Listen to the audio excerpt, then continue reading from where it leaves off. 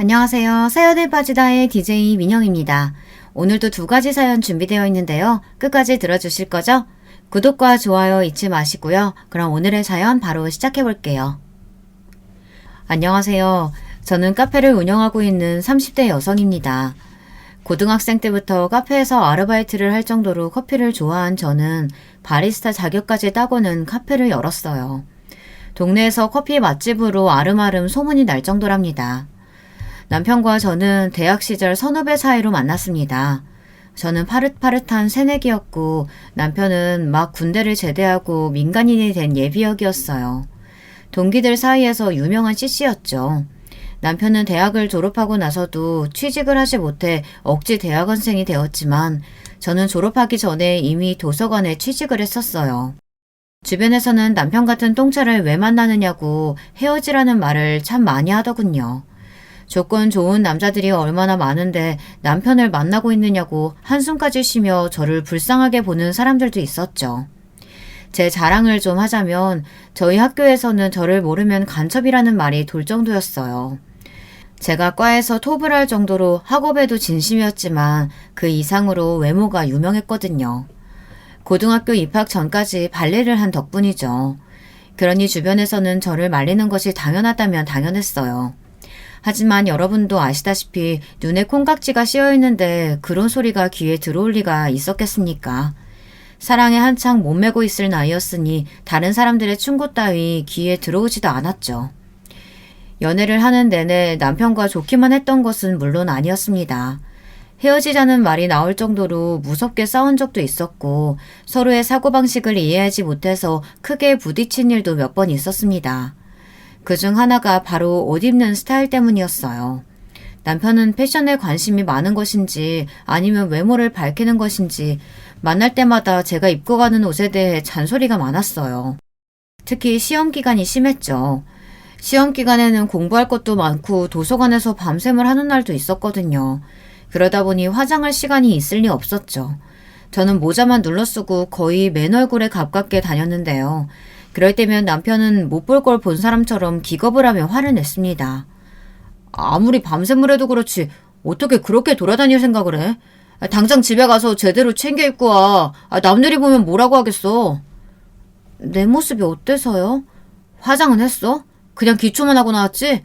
눈에 아무것도 안 했는데? 혹시 립만 대충 발랐어? 그리고 옷은 이게 뭐야? 설마 입고 있는 옷이 트레이닝복이야? 오늘 시험이 3개나 돼서 도서관에서 바로 온다고. 그걸로 도서관에 있었단 말이야? 당장 집에 가서 갈아입고 와. 당장. 시험 시작이 코앞인데 집에 가기를 어떻게 가요? 그럼 가서 옷을 사입던가. 그런 거지꼴로 강의실에 어떻게 들어갈 생각인 거야? 창피하지도 않아? 다른 사람들이 뭐라고 생각하겠어? 남편은 거의 졸도할 것처럼 하얗게 질린 얼굴로 말했어요. 그 얼굴에는 기분 탓인지는 모르겠지만 약간의 경멸이 섞인 것 같았죠. 저는 학점보다 중요한 것은 없다고 말하며 그런 남편의 말을 무시했고 남편은 그런 저를 이해하지 못했어요. 그래서 한동안은 냉정 상태가 이어졌죠. 사연을 듣고 계시는 분들 중에는 고작 그런 일로 무슨 냉전이냐고 생각하시는 분들도 있으실 테죠. 저 역시도 이런 일에 열을 내는 남편을 당시에는 조금도 이해하지 못했거든요. 결국 먼저 미안하다고 말하는 쪽은 남편이었어요. 말이 심했다고 하더군요. 하지만 그 뒤로도 남편과 저는 비슷한 문제로 몇 번이나 다툼이 있었답니다. 그것만 빼면 남편과 부딪힐 일은 거의 없었고요. 결혼을 결심한 것은 남편이 겨우 취직에 성공하고 난 이후였어요. 대학원에 들어가서 취직은 한참이겠구나 생각했는데 운이 좋았는지 입학하고 얼마 안 있어 취직에 성공했죠. 남편과 저는 양가 어른들께 정식으로 허락을 받기로 했어요. 양가 어른들께서는 아직 나이가 어리다는 말씀을 하시며 좀 더 후에 결혼해도 좋지 않겠냐고 하셨지만 남편과 저는 어차피 할 결혼 일찍 하던 나중에 하던 무슨 상관이겠냐는 입장이었어요. 모아둔 돈이 부족하면 부족한 대로 둘이서 잘 살아보겠다고 말이죠. 결국에는 양가 어른들께서 마지못해 결혼을 허락하셨죠. 결혼을 앞두고 남편은 제게 딱 하나만 부탁을 하자고 했어요. 남편이 정색을 하고 이야기를 꺼내기에 저는 시부모님을 모신다고 하려나 아니면 제가 모르는 남편의 은밀한 취미생활이라도 있어서 그걸 존중해달라는 이야기인가. 아주 혼자서 오만 가지 상상을 하며 긴장은 잔뜩 했죠. 그런데 남편의 입에서 나온 말은 제가 예상했던 것과는 180도 다른 것들이었어요.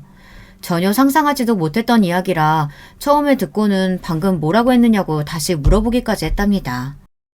나는 결혼했다고 여자들이 퍼지는 거 딱 질색이야. 화장도 귀찮다고 맨 얼굴에 다닌다거나 불편하다고 트레이닝복만 챙겨 입는 그런 여자는 되지 말아줘. 지금처럼 예쁜 모습으로 있어달라는 말이야. 그게 무슨 소리예요? 집이잖아요. 집이라면 편하게 있어도 괜찮지 않아요? 그런 생각이 나는 싫다는 말이야. 가족이라고 해서 모든 것을 다 오픈할 필요가 있는 건 아니잖아. 막말로 우리는 법적으로 묶인 것이나 다름없는데. 적당한 텐션은 필요하지 않겠어?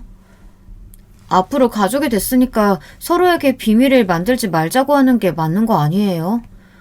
내가 언제 비밀을 만들자고 했어? 나는 당신이 나를 존중하는 의미로 좀 꾸미고 있으란 말이야. 우리 엄마는 한 번도 아버지한테 매너를 보여준 적이 없거든. 연애할 때는 남편이 잔소리하는 것이 어쩔 수 없다고 생각했어요.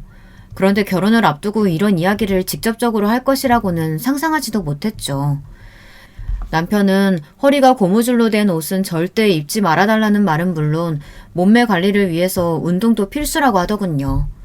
건강을 위해서라고 이야기한다면 이해라도 할 텐데 몸매 관리를 위해서라고 하니 좀 어이가 없었어요. 제 얼굴에 그런 표정이 드러난 것인지 남편은 그 이후로도 일장연설을 이어갔어요. 사사건건 시어머니와 비교하며 자신은 그렇게 사는 모습이 너무 보기 좋았다고 말이죠. 저희 시어머니께서는 머리끝부터 발끝까지 빈 곳을 찾을 수 없을 정도로 완벽하신 분이셨어요. 집에 불러서 몇 번 가본 적이 있는데 그때마다 드라마에서나 볼 수 있을 정도로 완벽한 모습을 하고 계셨죠. 처음에는 저를 손님으로 생각하셔서 그런가 보다 했는데 남편의 말을 듣고 보니 그게 아니더라고요. 하지만 저는 좀 생각이 달랐어요. 집이라는 곳은 편하게 마음을 놓을 수 있는 공간이어야 한다고 생각했거든요. 그걸로 신혼 초반부터 참 많이 싸웠던 것 같아요. 남편은 화장하지 않은 제 얼굴을 볼 때마다 화를 냈고 저는 집에서만큼은 쉬게 해줄 수 없느냐고 싸웠죠. 서로 조금의 양보도 없었답니다. 하지만 먼저 백기를 든 것은 저였어요. 시어머니까지 나서서 들들 볶는데 이길 장사가 없더라고요. 그 일을 제외하고 남편과의 사이는 좋았습니다. 남편은 일을 집에 가지고 오는 사람도 아니었고 저와 있는 시간이 중요하다고 말해주는 사람이었어요. 그런데 이상하게도 남편은 아이 이야기가 나오면 말을 돌리면서 피하더라고요. 시댁에서는 하루라도 빨리 아이를 가지라고 하시는데 말이죠. 그때마다 남편은 아이를 좋아하지 않는다고 말하며 이렇게 둘이서 행복하게 사는 것도 좋다고 말했고요. 하루는 제사가 있어서 시댁에 갔다가 아이는 언제 가질 계획이냐고 한바탕 잔소리를 듣고 집으로 돌아오는 길이었어요. 저는 남편에게 넌지시 시부모님들도 손주를 자꾸 원하시는데 아이를 갖는 문제에 대해 진지하게 다시 생각해보는 것이 어떻겠느냐고 물었죠. 남편은 정색을 하면서 어른들이 말씀하시면 그냥 한 귀로 듣고 한 귀로 흘리면 그만이라고 하더군요. 하지만 오늘만 하더라도 어머니께서 얼마나 날 붙들고 아이 낳아야 한다고 그것도 아들이어야 한다고 강조하셨는지 몰라요. 당신은 우리 닮은 아이가 궁금하지 않아요? 아이 낳는 것이 여자 몸에 얼마나 부담되는데 골반 틀어질 수도 있고 그럼 지금 같은 몸에 유지하는데 얼마나 돈이 들어가겠어. 당신 지금 무슨 이야기 하는 거예요? 지금까지 아이 천천히 갖자고 한 이유가 내 몸매 때문이라고요? 다 당신 생각해서 하는 말이잖아. 애 낳고 지금으로 돌아가려면 얼마나 뼈를 깎는 노력이 필요할지 당신 상상이라도 해봤어? 남편의 말에 저는 숨이 턱하고 막히는 것 같았습니다. 어떤 남자가 아이를 낳지 않는 이유로 아내의 몸매를 꼽겠습니까? 저는 남편에게 대꾸할 말을 찾지 못하고 그냥 그대로 대화를 끝내야만 했습니다. 남편은 제게 말을 하고도 성에 차지 않는지 시댁에 전화를 해서는 앞으로 아이와 관련해서 그 누구도 말을 하지 말라고 엄포까지 놓았죠. 우리 둘의 문제인데 왜 어른들이 나서서 배나라 감나라 하는지 이해가 안 된다고 하면서요. 이걸 덕분이라고 해야 할진 모르겠지만 그 이후로 시댁에서는 한 번도 아이에 대해 물어보질 않으셨어요. 그 난리가 있고 나서 무려 5년이라는 시간이 흐르고서야 저는 아이를 가졌습니다. 남편은 당연히 기뻐하기 전에 긴 한숨부터 내쉬었죠. 애시당초 남편의 기뻐하는 모습은 기대조차 하지 않았지만 그래도 다른 집 남편들처럼 축하한다, 사랑한다, 고맙다 이 정도의 말은 할 줄 알았는데 남편은 고작 알겠다라고 하는 것이 전부였답니다. 임신한 내내 저는 입덧에 힘들었어요. 심한 날은 생수 냄새도 비리다는 생각을 할 정도였죠.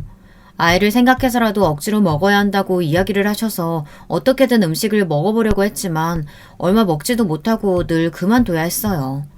배는 불러오는데 제 팔과 다리는 살이 쏙쏙 빠지고 있었죠. 그나마 산 딸을 2달 정도 남겨두고 나서야 저는 입덧을 그만둘 수 있었답니다. 남편의 반응은 어땠느냐고요? 가히 충격적이었죠. 지금도 당시의 남편을 떠올리면 손이 벌벌 떨리고 숨이 가빠오는 것 같아요. 남편은 제대로 먹지도 못하는 저를 보며 안타까워하기는커녕 아이를 낳고 나서 금방 예전으로 돌아갈 수 있겠다고 좋아하더라고요. 누군가 임신했을 때의 기억이 평생 간다고 하는데 진짜 딱 그 말이 맞는 것 같아요. 제가 입덧으로 힘들어할 때마다 보인 남편의 만족스러운 미소는 잊혀지지가 않았죠. 그렇게 고생고생해서 저는 쌍둥이를 낳았습니다. 아이들은 평균보다 조금은 작게 태어났지만 그래도 건강하게 무럭무럭 자라났죠. 남편은 아이들을 거추장스럽게 느끼는 것 같았어요. 집에 와서 아이를 안아주는 일도 없었죠. 쌍둥이가 배고프다고 울면 마지못해 어정쩡한 자세로 아이를 안고 달래주었어요. 기적이요? 당연히 한 번도 갈아주지 않았죠. 정말이지 아이들 100일까지 저는 잠도 제대로 못 자고 쌍둥이들을 거진 혼자서 키웠답니다. 그러던 어느 날 남편이 갑자기 제게 할 말이 있다고 하더군요. 육아에 지친 저는 겨우 아이를 재운 상태라 남편과 이야기할 기운이 없었지만 남편은 무척 중요한 일이라고 하며 저를 끌어안쳤죠. 거실은 아이 용품으로 엉망이었어요. 남편은 도대체 집에서 청소도 제대로 안 하고 뭐 하느냐고 짜증을 냈죠. 눈에 불이 확 붙더군요. 남편의 입을 잡아서 비틀어버리고 싶었어요. 이제 애들 100일도 넘었으니 당신도 관리 좀 해야지. 관리요? 무슨 관리요? 아이들 육아하는 것만으로도 벅찬데 무슨 관리요? 당신 나하고 결혼할 때 했던 약속 잊었어? 아이 낳더라도 절대 퍼지지 말고 예전 모습 유지하기로 했잖아. 지금 당신 모습 보라고 완전히 아줌마 다 됐잖아. 아줌마가 어때서요? 아이 둘을 나 혼자서 키운다는 게 얼마나 힘든지 상상이나 해봤어요? 당신은 집에 와서 나 몰라라 하고 앉아만 있잖아요. 아기를 좋아하지 않아서 그렇다는 말을 할 생각이라면 꿈 깨요. 그럼 청소는 할 수 있고 분리수거 좀 내다버릴 수 있잖아요. 당신은 육아에 조금도 동참하지 않으면서 나더러 이 상황에서 관리를 하라고요? 여보, 그거 다 핑계야. 아이들 잘 때 다 할 수 있는 일들인데 그저 당신 몸 편하겠다고 나 몰라라 하는 거잖아. 핑계? 그럼 당신이 어디 해봐요. 나 없이 아이 둘 케어해보라고요. 얼마나 힘든지. 저는 남편의 몰상식한 말에 더 이상 참지 못하고 소리를 질렀어요. 남편은 그런 저를 이상하다는 듯이 바라보고는 고개를 절레절레 흔들었죠. 그러고는 한다는 말이 집안일을 도와줄 가정부를 불러주겠다고 하더군요. 수입이 얼마나 된다고 가정부를 고용할 생각이냐고 따져 물었지만 남편은 시부모님의 도움을 받으면 된다고 너무 당연하다는 듯 말했어요. 엄마한테 말해서 가정부 고용할 테니까 당신 더 이상 핑계 없는 거다. 알겠지? 당신 이 상황에서까지 가족을 위해서 내가 뭘 하겠다는 건 없군요. 나는 할 만큼 하고 있잖아. 여기서 내가 뭘 더 하라는 거야. 다른 여자들도 다들 그렇게 하면서 애 키워. 긴 말 필요 없고 앞으로 내가 운동 끊어뒀으니까 가서 운동하고 가정부 오면 식단도 내가 말해줄 테니까 챙겨. 저는 남편의 징글징글한 모습을 보며 이혼을 생각하기도 했습니다. 이런 사람이 아빠라면 분명 우리 쌍둥이들도 불행할 것이라고 말이죠. 하지만 생각을 행동으로 옮기는 것이 쉽지는 않았어요. 다음날부터 시댁에서 구해주신 가정부 아주머니께서 오셨고 운이 좋은 것인지 꼼꼼하게 집안일은 물론 아이들 케어까지 완벽하게 채워주셨죠. 물어보니 아주머니께서도 쌍둥이를 키우셨다고 하더라고요. 독박 육아에서 벗어나자 숨이 쉬어지는 기분이었어요. 남편이 끊어준 운동도 처음에는 남편이 전화로 닥달을 해서 갔었는데 가서 한바탕 땀을 빼고 나니 개운한 마음이 들어 나중에는 즐거운 마음으로 갔습니다. 남편은 당연히 아이 문제에 대해서는 전적으로 저에게 맡겼어요. 저는 복직하면서 아이들을 도서관 옆에 어린이집에 맡겼고 출퇴근을 함께 했죠. 남편과 대화하는 시간도 점점 줄어들기 시작한 것도 이때부터라고 생각해요. 남편도 일이 바쁜지 툭 하면 야근이었죠. 저희 집 식탁이 내 식구로 채워지는 일은 일주일에 손꼽을 정도였답니다. 하루는 쌍둥이들을 양옆에 앉혀두고 이유식을 먹이느라 정신이 없는데 남편이 한마디 하더군요. 당신 요즘 운동은 나가는 거야? 아침에 수영 나가는데 왜요? 아니, 수영 말고 필라테스 같은 운동은 어때? 갑자기 필라테스라니 뜬금없이 무슨 소리예요? 라인이 엉망이잖아. 당신 배 나왔다는 사실 알아? 예전에는 안 그랬잖아. 아랫배가 그렇게 나와서는 엉덩이도 예전 같지 않고. 당신 허리 라인이 무너졌다고. 약속이 다르잖아. 그놈의 약속. 당신은 나더러 뭘 얼마나 더 하라고 그러는데. 내가 연예인도 아니고 도대체 당신은 무슨 생각인지 모르겠어요. 연예인이 별거야? 다 노력을 그만큼 하는 거지. 당신도 좀 노력하라고. 하고 있잖아요. 얼마나를 더 해야 당신 성에 차는데요. 거울을 좀 봐. 당신 지금 어떻게 보이는지. 돼지처럼 뒤룩뒤룩해서는. 남편은 먹던 숟가락을 식탁에 세게 내려놓더니 밥맛 떨어진다며 자리를 박차고 나가버렸죠. 기가 막혔어요. 인간이 저래도 되나 싶었죠. 어리둥절하면서 저를 바라보는 아이들에게 억지 웃음을 지어가며 겨우 식사를 마치고 주방에 우두커니 서서 저는 많은 생각을 했습니다. 이제는 남편의 저런 행동이 집착을 넘어 병으로까지 보이기 시작했어요. 얼마를 그렇게 서 있었는지 문이 곧 열리고 남편이 들어오는 소리가 나더군요. 그제야 정신을 차린 저는 이를 악물고 설거지를 시작했어요. 등 뒤로 남편이 다가오는 소리가 들렸죠. 여보, 미안해. 내가 말이 심했어. 남편은 제게 프리지아 꽃다발을 내밀며 사과를 했어요. 연애 시절부터 지금까지 처음 있는 일이었어요. 남편은 원래 식물을 좋아해서 집에도 곳곳에 화분들이 있었는데요. 그럼에도 불구하고 한 번도 제게 꽃다발을 선물한 적이 없었거든요. 저는 처음 겪는 일이라 당황해서 내밀어진 꽃다발과 남편의 얼굴을 번갈아 보기만 했어요. 남편은 그런 제품에 꽃다발을 안겨주며 자신의 잘못을 용서해달라고 했죠. 자신이 너무 무심했다며 앞으로는 혼자서 힘들지 않도록 노력하겠다고 하면서 말이에요. 제 입장에서는 해가 서쪽에서 뜬다는 말과 전혀 다르지 않을 정도의 충격이었어요. 남편은 정말 많이 생각하고 반성했다고 이번 한 번만 자신을 믿고 넘어가자고 했고 저는 얼떨결에 고개를 끄덕였어요. 남편은 정말 그날 이후로 달라진 모습들을 보여주었어요. 어색한 손길이지만 아이에게 이유식을 먹여주기도 했고 피곤하다고 하면 어깨를 주물어주기도 했죠. 그래서 저는 단 한순간도 남편을 의심해 본 적이 없었어요. 갑자기 잘해주거나 선물을 안기면 남편의 외도를 의심하라고 하는 말이 제게는 해당하지 않는 줄 알았습니다. 저는 남편이 이제야 철이 들었다고 생각했고 이대로 행복한 순간이 이어지기를 바라기만 했답니다. 하지만 저의 이런 착각이 깨지는데 오래 걸리지 않았어요. 하루는 도서관 세미나가 있어 토요일에 출장을 가게 되었어요. 출장이라고 해봤자 2시간 정도 떨어진 지역의 도서관이었죠. 남편도 주말에 미팅이 잡혀있다고 해서 친정에 아이들을 데려다 두고 일을 하러 갔습니다. 세미나는 생각보다 늦게까지 이어졌어요. 계획보다 늦어진 저는 급한 마음에 서둘러 집으로 향하고 있었죠. 그때였어요. 별 생각 없이 정류장에서 버스를 기다리는데 멀리서 익숙한 차량 한 대가 다가오는 것이 보이더군요. 그리고는 정류장을 지나 건물 주차장으로 들어갔죠. 번호판이 분명 남편의 차였어요. 저는 회사에서 미팅이 있다는 사람이 왜 여기 있나 싶은 마음에 어딘가 홀린 사람처럼 그 차가 들어간 주차장을 따라 들어갔어요. 주차장에 들어가서 바로 남편의 목소리가 들렸고 저는 바로 아무 차 뒤에 숨었죠. 오늘도 고생했어. 골프 접대가 역시 제일 힘들어. 표신하지 않게 져주는 것도 보통 에너지가 필요한 일이 아니더라고. 일부러 졌다고는 아무도 모를 정도로 감쪽 같은데요? 자기 원래 실력이 그런 거 아니고? 내 실력 뻔히 알면서 왜 이래. 오늘은 좀 씻고 가야겠다. 땀이 많이 나는지 영 찝찝하네. 그냥 씻고만 가려고? 귀엽게 굴기는. 같이 씻을까? 대학 CC 시절 이후 저렇게 남편이 다정하게 이야기한 적이 있었던가. 저는 역겹고 소름 돋는 대화를 엿들으면서 제가 제대로 듣고 있는 것이 맞는지 의심이 들었어요. 남편은 다정하게 여자의 허리에 손을 얹더니 건물 안으로 들어갔죠. 저는 다리가 풀려서 차마 따라 들어갈 수가 없었어요. 머릿속에 온갖 폭죽이 터지는 기분이 들며 아무런 소리도 들리지 않았죠. 제가 본 것은 분명 남편의 외도 장면이었는데도 믿을 수가 없더군요.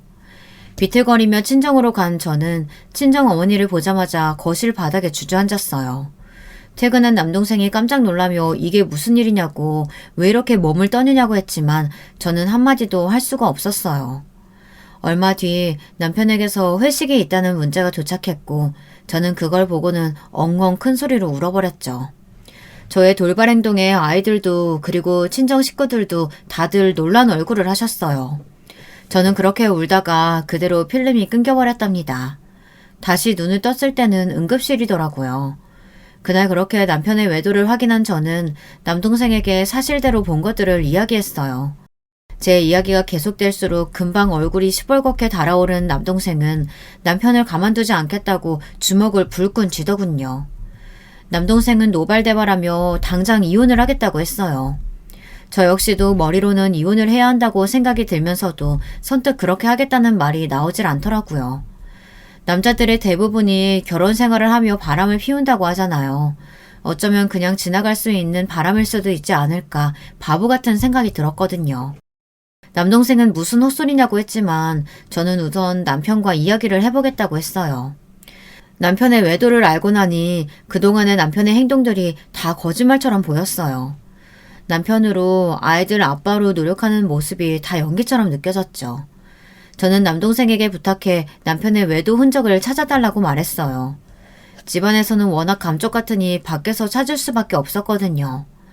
얼마 지나지 않아 남편과 그 여자의 진한 애정 행각이 담긴 사진이 제 손에 들어왔습니다.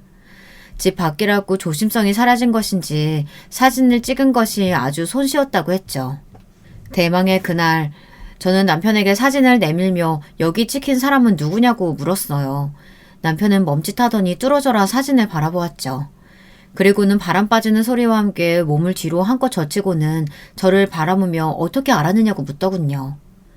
바람 피운 것이 맞기는 하군요. 이 상황에서 당신 어떻게 나한테 이렇게 당당해요? 당신이 알았다고 하니까 말하기 쉬워져서 그렇지. 잘 됐어. 언제 말해야 하나 기회만 보고 있었는데. 뭐라고요? 당신 지금 아이들이나 나한테 미안하다는 생각 전혀 안 들어요? 내가 뭘 미안해야 한다는 소리야? 내가 처음부터 말했지. 결혼하고 나서도 관리하라고. 아이는 필요 없다고. 내 말 무시하고 애 둘이나 낳은 사람은 당신이야. 거기다 퍼지지 말아달라고 그렇게 이야기했는데 눈이 있으면 거울을 좀 보라고. 당신이 어떤 상태인지. 야, 너 말 다 했어?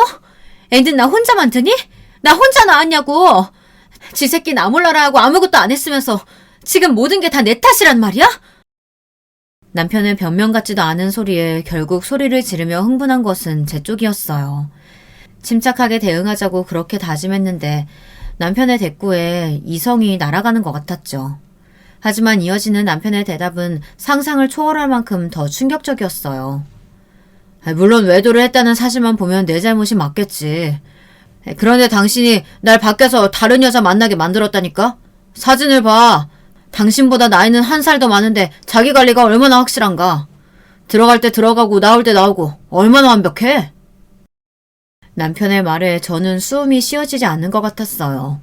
남편은 너무나도 평안한 모습으로 친권도 다 포기할 테니 이혼하자고 하더군요. 제가 먼저 말해도 시원치 않을 상황에서 남편은 당당하게 말했어요. 남편은 위자료는 줄 수 있지만 양육비는 보내지 않겠다고 말했죠. 자신이 원해서 태어난 아이가 아니니 자신이 양육비를 줄 이유가 없다고 말이에요. 남편은 10년 묵은 채증이 내려갔다는 얼굴로 이야기는 변호사를 통해서 하겠다고 하며 가벼운 발걸음으로 가방을 싸서 나가버렸어요. 그러면서 나머지 짐은 정리해서 보내달라고 하더군요. 남편에게 외도 사실을 추궁하려고 만든 자리였는데 모든 것이 엉망이 되어버렸어요. 저는 그런 남편에게 제대로 된 화도 내지 못하고 끝나고 말았답니다. 남동생이 소개시켜준 변호사는 저의 상황을 듣고는 남편을 향해 온갖 욕설을 다 퍼부었어요. 저는 그런 욕이 있다는 것은 처음 알 정도였죠. 저는 어떻게든 두 사람에게 복수하고 싶다고 말했지만 변호사는 위자료 청구 소송을 하는 것이 가장 좋은 방법이라고 하며 오히려 과한 액션은 제게 불리하다고 하더군요. 제가 할 수 있는 일이 소송이 전부라는 사실에 절망감이 밀려왔어요. 나는 용광로에 떨어진 사람처럼 온몸에 불이 붙어 활활 타고 있는데 바람을 피운 남편과 그 상간녀는 행복하게 제2의 인생을 시작한다는 것이 너무나도 화가 났죠. 저를 잘 알고 있는 남동생은 제발 법의 테두리 안에서 행동해야 한다고 이성적으로 보자고 저를 다독였지만 쉽게 진정이 되지 않았어요. 시댁에서는 남편 편을 들며 위자료를 받고 떨어지라는 식으로 나왔어요. 하지만 돈의 문제가 아니었죠. 저는 어떻게 하면 남편과 상간녀를 제가 있는 지옥으로 끌고 내려올 수 있을까 고민했어요. 남동생이 적극적으로 말렸지만 저는 남편과 상간녀에 대해 알아보기 시작했죠. 상간녀는 미스코리아 출신으로 영어 유치원 선생님이더군요. 우선 저는 남편과 상간녀가 새로 이사한 집을 알아냈어요. 그리고 그 옆집이 빈집이라는 소리를 듣고 바로 계약을 하러 갔죠. 하지만 간발의 차이로 다른 사람이 그 집을 샀다고 하더군요. 저는 급한 마음에 집을 샀다는 사람과 연락해달라고 부탁했어요. 부동산에서는 곤란하다는 입장이라 어쩔 수 없이 발품을 팔아야 했죠. 겨우 만난 그 사람은 제 또래의 남자였어요. 저는 제발 그 집을 제게 되팔 생각은 없느냐고 물었죠. 꼭 그 집이어야만 한다고 하며 원한다면 시세보다 더 쳐줄 수도 있다고 했어요. 하지만 남자는 자신 역시 그 집이 아니면 안 된다고 거절하더군요. 제가 무척 간절한 상황이라고 말하자 머뭇거리던 남자는 자신의 목적을 이루고 나면 집을 팔 테니 그때까지 기다릴 수 있겠느냐고 했죠. 그 기간이 얼마나 될지는 모른다고 하면서요. 그 말을 듣는데 뭔가 이상하다는 느낌이 왔어요. 저는 솔직하게 제 상황을 오픈하고 그 집이 필요한 이유에 대해 말했습니다. 제 이야기를 다 들은 남자는 헛웃음을 지으며 얼굴을 감싸주었어요. 한참을 그렇게 있었을까요? 남자가 믿을 수 없는 이야기를 하더라고요. 억지로 꾸며낸 이야기가 아닌가 싶을 정도의 이야기였죠. 그쪽이 말하는 미스코리아 출신의 영어 유치원 선생님, 그 여자가 제 약혼녀였거든요. 2년 전에 제게 사기치고 사라지기 전까지만 하더라도 말이죠. 그게 그럼 그 여자가 사기꾼이라는 말이에요? 남자가 말하는 사실은 무서울 정도로 충격적이었어요. 그 여자는 직업을 바꿔가며 남자를 찾아다니는 꽃뱀이었어요. 남자에게 돈을 뽑아낼 만큼 뽑아내면 버리고 다른 남자를 찾아가는 그런 기생충 같은 여자였죠. 그 사실을 듣는데 뭔가 기분이 묘하더라고요. 나와 아이를 버리고 찾은 여자가 겨우 꽃뱀이라니. 아마 남편은 그런 것은 상상도 못하고 있는 것 같아 기분이 좋아질 정도였습니다. 남자는 2년이라는 시간 동안 상간녀를 찾아다녔다고 말하면서 이제야 복수를 해줄 수 있게 되었다고 말하며 웃었죠. 저는 그런 남자의 상황을 너무나도 공감하며 저 역시 같은 상황이라고 말했어요. 그리고 저는 다른 사람들이 알면 미쳤다고 말할 거래를 제안했죠. 바로 저의 재혼 상대가 되어달라고 말이에요. 제 제안에 남자는 눈이 커지며 저를 바라보더군요. 그리고 이내 제가 어떤 의도로 무슨 목적으로 그런 말을 하는지 눈치를 챘어요. 남자는 그런 제 상황에 공감하면서도 쉽게 결단을 내리지는 못하더군요. 하긴 결혼도 하지 않은 총각이 갑자기 호적에 아내가 생기게 되었는데 선뜻 그렇게 하겠다는 사람이 어디 있겠습니까?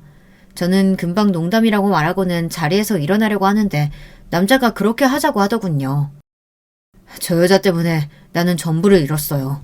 안 그래도 몸 약한 어머니는 충격을 받아 쓰러지셨다가 더 이상 일어나지 못하셨죠. 내 주변 사람들에게까지 마술을 뻗은 저 여자 때문에 다니던 회사도 그만뒀고 빚쟁이들에게 쫓겨 살아야만 했어요.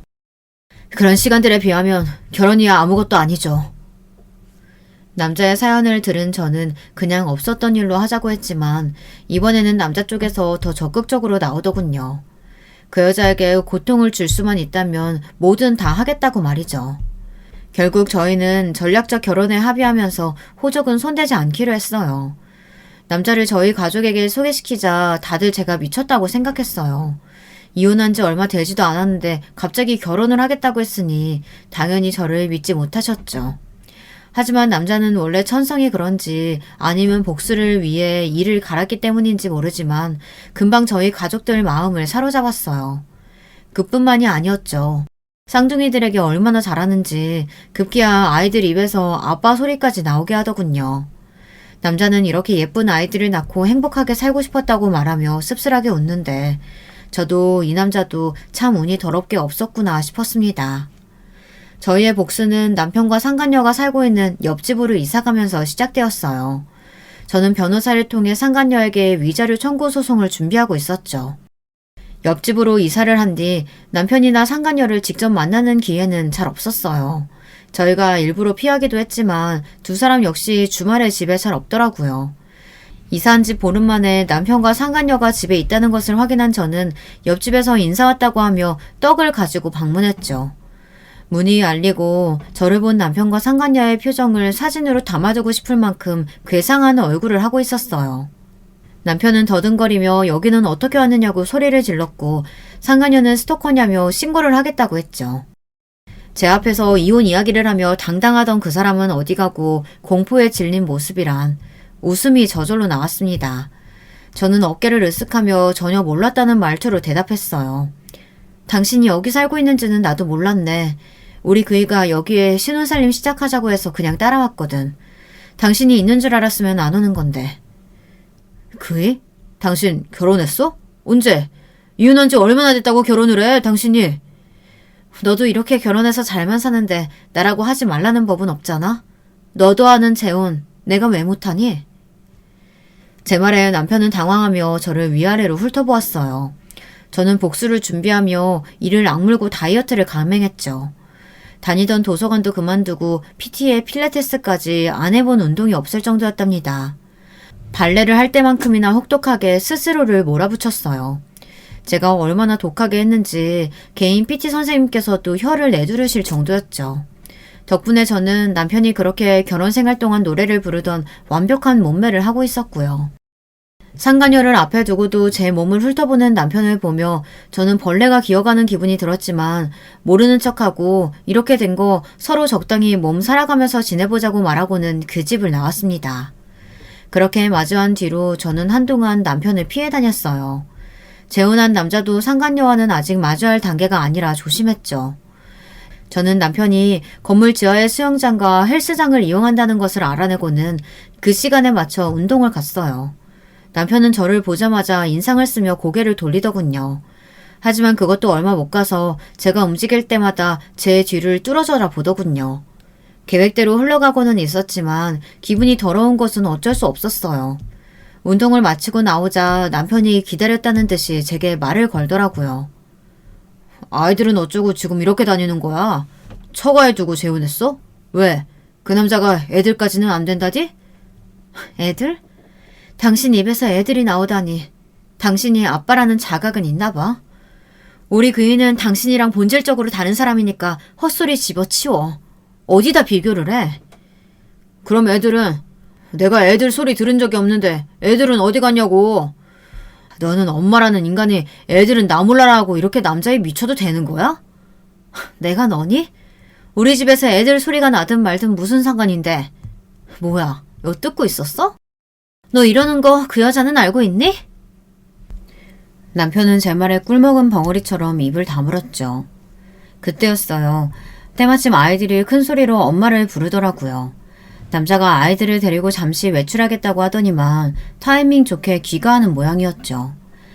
아이들은 품에 요즘 유행하는 인형을 하나씩 안고 있었어요. 아이들은 아빠가 사줬다고 하면서 자랑을 하다가 이내 남편을 발견하고는 사색이 되어서는 남자의 뒤로 몸을 숨겼죠. 남편은 어처구니가 없다는 얼굴로 저를 노려보았어요. 아빠?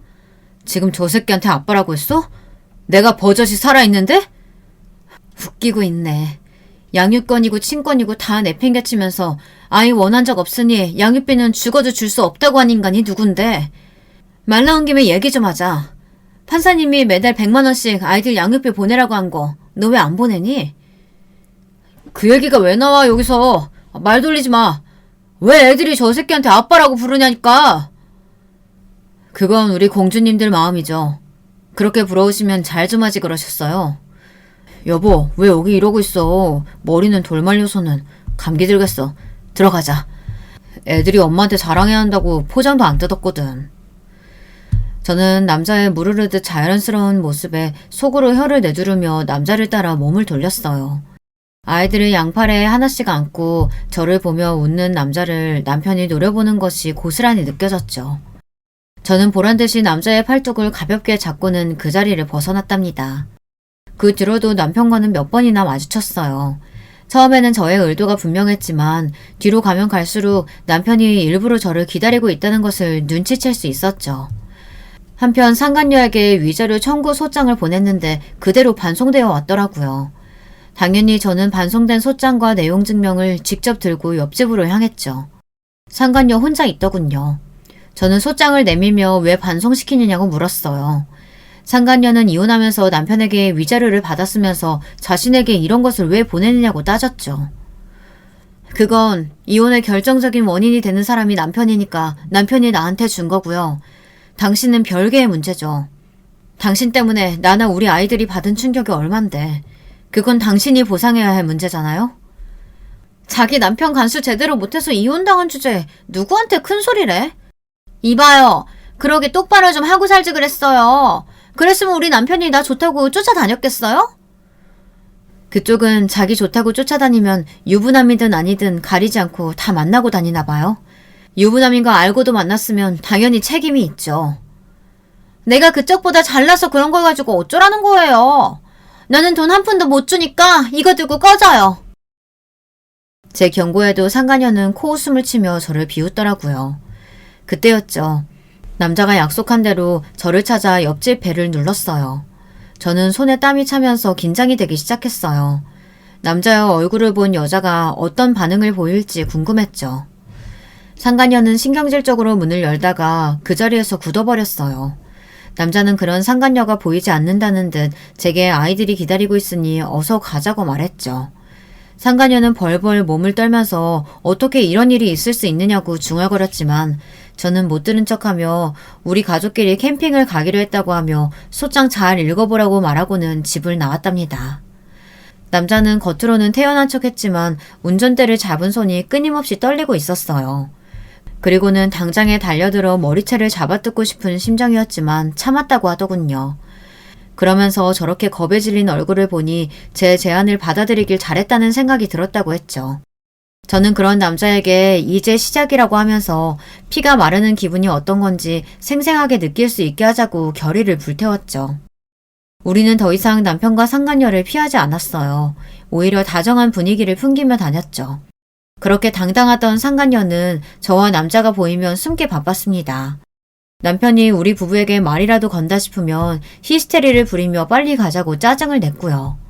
남자는 상간녀에게 혼인을 빙자해 사기쳤다며 가져간 돈은 물론 정신적인 피해 보상을 원한다고 했어요. 상간녀는 거의 발작 수준으로 난동을 피웠어요. 언제적 얘기를 가져와서 고소한다니 내가 뭘 잘못했는데 아픈 이 엄마랑 도저히 같이 못 살겠다 싶어서 파혼한 걸 가지고 혼인 빙자 사기라니 무슨 말도 안 되는 소리야.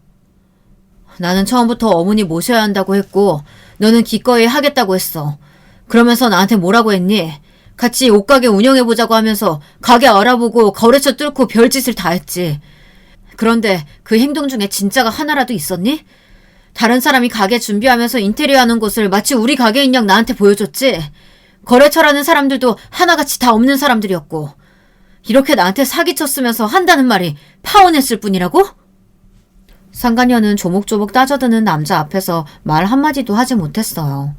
남자는 그때 가져간 1억 5천만 원 돌려주지 않으면 사기죄로 신고하겠다고 했죠. 상간녀는 아레니스를 깨물며 그 돈이면 남편에게 아무 말 하지 않겠다고 약속할 수 있느냐고 물었고 남자와 저는 웃기만 할 뿐 대답을 피했답니다. 저희의 이런 반응을 긍정으로 받아들였는지 일주일도 되지 않아 상간녀는 돈을 가져와서는 남자에게 모든 것이 정리되었으니 자신이나 남편을 건들지 말라고 하더군요. 상간녀와의 일과 상관없이 드디어 기다리던 대학 동문회가 열렸습니다. 그 일은 남자와 제가 계약한 일의 하이라이트나 다름없었죠. 호텔에서 열리는 동문회에 저는 그동안 살면서 가장 화려하게 꾸미고 나갔어요. 당연히 남편의 모습도 보였죠. 저와 남편이 어떻게 헤어졌는지 대충 알고 있던 동기들은 남편의 등장에 불편한 기색이 역력했지만 저는 상관없다는 듯이 밝게 웃으며 동기들과 대화를 나눴습니다. 제 눈치를 보던 동기들도 어느새 남편은 무시하고 저와 웃고 떠들며 시간을 보냈답니다. 저는 술을 단 한 모금도 마시지 않았지만 취한 척 비틀거리며 밖으로 나왔어요. 곧 남편이 제게 다가오더군요. 오픈숄더를 입고 있던 제 어깨를 더러운 손가락으로 훑으며 많이 취했냐고 물었죠. 저는 술에 취한 척 비틀거리며 남편의 손길을 피하고는 할 말이 있느냐고 물었어요. 너 오늘 진짜 예쁘구나. 대학 시절 우리과 킹카로 꼽혔을 때보다 지금이 더 예쁜 것 같아. 미스코리아 나갈 정도의 미모의 와이프를 두고 할 말은 아니지. 미스코리아가 대수야. 당신이 지금 내가 반했던 그때 그 모습 그대로야. 남편이 끈적거리는 말투로 다가오는데 정말이지 먹은 것도 없는데 속에 있는 것을 다 개어내고 싶을 정도로 역겨웠지만 저는 비틀거리며 이만 집에 가야겠다고 말했어요. 남편은 너무 취했다고 하며 잠깐 쉬었다 가는 것이 어떻겠느냐고 하며 룸으로 가자고 하더군요. 처음부터 그럴 계획이었겠죠. 저는 거절하며 남편을 밀쳤지만 더 가까이 다가오면서 잠깐 술만 깨자고 하더라고요. 당신 와이프가 알면 어쩌려고 이러는 거야. 됐어. 택시 타고 가면 되니까 이거 놔. 이렇게 취해서 택시는 위험하지. 잠깐 룸에서 술 깨면 내가 데려다 줄게. 어차피 방향이 같잖아. 그리고 와이프가 알면 좀 어때? 그 여자 머리 나빠서 내가 하는 말은 다 믿으니까 괜찮아. 진짜 골빈 여자랑 산다는 게 정말 피곤하더라. 당신이랑 비교하니까. 아휴. 자기 와이프 욕을 서슴없이 하는 남편을 보며 진짜 상간녀도 불쌍한 인간이다 싶더라고요. 저는 비틀거리는 척하며 온 힘을 다해 신고 있던 힐로 남편의 발등을 찍었어요. 숨을 삼키며 소리도 못 지르는 남편을 보고 있자니 기분이 좋다 못해 날아갈 것 같았죠. 저는 1층 로비로 내려가는 동안 무려 5번이나 남편의 발등을 밟았습니다. 아마 발등에 금이 가지 않을까 싶을 정도로 말이죠. 로비로 내려오니 약속한 대로 저를 기다리고 있던 남자가 성큼성큼 다가와서는 저를 부축했어요. 남편은 닥쳤던 개처럼 멍하게 당할 수밖에 없었고요. 남자는 저를 챙겨준 것은 고맙지만 헤어진 사이에 불필요하게 가깝게 지내지는 말았으면 한다고 하곤 저를 데리고 호텔을 빠져나왔답니다. 차에 도착한 저는 숨겨둔 녹음기를 꺼내고는 한참을 웃었어요. 좀 더 세게 발을 밟아줄 걸 그랬나 하면서 말이죠. 녹음된 내용을 들은 남자는 상간녀에게 보내면 되겠다고 하며 같이 웃었죠. 다음날 저는 약간 손을 본 녹음 파일이 담긴 USB를 상간녀에게 보냈어요. 바로 반응이 오더군요. 상간녀는 건물이 떠나가라 소리를 지르며 그동안 자신을 그렇게 생각해왔냐고 난리도 아니었죠.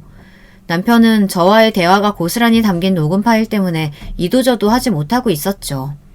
상간녀는 위자료 각오하라고 하며 당장이라도 이혼할 것처럼 굴었습니다. 저와 남자는 이때를 놓치지 않고 이번에는 남편에게 내용 증명을 보냈어요. 상간녀가 남자의 돈을 갚기는 했지만 그건 어디까지나 원금이었잖아요. 위자료도 같이 청구했는데 위자료는 쏙 빼고 사귄 친 돈만 갚았으니 남은 돈도 당연히 받아낼 생각이었죠. 물론 수신자는 상간녀였지만 우리의 목적은 남편이 상간녀의 과거를 아는 것이었거든요. 상간녀와 남편의 입장이 단숨에 역전되었죠. 남편은 꽃뱀이라고 상간녀를 몰아갔고 상간녀는 누가 누구에게 손가락질이냐며 맞서 싸우기 시작했어요. 두 사람이 어찌나 큰 소리로 싸우는지 건물에서는 상간녀와 남편에 대해 모르는 사람이 없었답니다. 남자는 이쯤에서 이사를 가는 것이 좋겠다고 했어요. 더 가까이에서 구경하고 싶은 마음은 굴뚝 같았지만 여기 더 있다가는 우리가 오히려 꼬투리를 잡힐 수도 있었거든요. 이사를 가면서 저와 남자는 처음 이야기한 대로 각자의 길을 가자고 이야기했죠. 남자는 돌아가신 어머니께서 사셨던 집을 수리해 농사를 짓고 살겠다고 말했어요. 저는 친정으로 돌아가는 대신 작은 아파트를 얻었고요. 제 복수는 여기가 끝이 아니었거든요. 저는 상간녀가 일하는 직장으로 찾아가 위자료 소장을 내밀었어요. 남편과 사이가 틀어지면서 스트레스를 많이 받았는지 얼굴이 홀쭉해졌더라고요. 저를 본 상간녀는 이 모든 것이 저와 남자의 계획이었냐고 물었어요.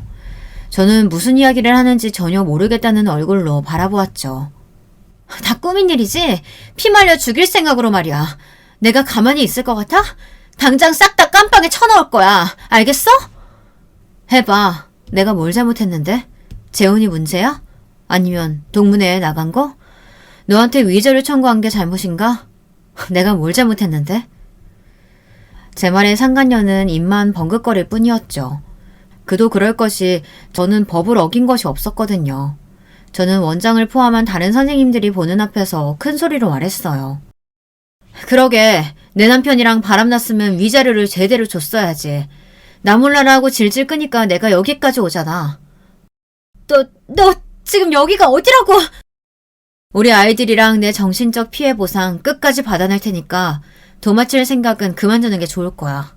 알겠어? 저는 상간녀 보란 듯이 어깨를 펴고는 그 자리를 벗어났어요. 그뿐만이 아니었죠. 저는 남편의 회사로도 찾아갔어요. 양육비를 달라고 할 생각이었죠.